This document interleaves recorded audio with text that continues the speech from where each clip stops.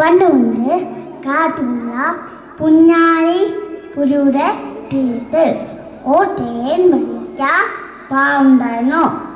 ആ പാടിയാതെ കൂട്ടുകാരായ അതായക്കണ്ണനും പൂവാങ്കിരിയും താമസിച്ചത് അവർ ഉറ്റ കൂട്ടുകളായിരുന്നു.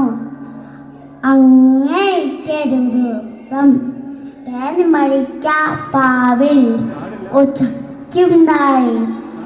ആ ചക്ക പറത്തുന്നപ്പോ അണ്ണാരക്കണ്ണന് പറഞ്ഞു, ഞാനാണ് ഈ ചക്ക ആദ്യം കണ്ടത്. അതുകൊണ്ട് ഈ ചക്കയുടെ അവകാശി ഞാനാണ്. ഇത് കേട്ട് പൂവാങ്കിരി പറഞ്ഞു, ഞാനാണ് ഈ പാവൽ ആരാ താമസിച്ചത്. അതുകൊണ്ട് ഈ ചക്കയുടെ ഉടമസ്ഥ അവകാശം ഏറ്റാണ്. അങ്ങനെ അവർ തമ്മിൽ വഴക്കായി.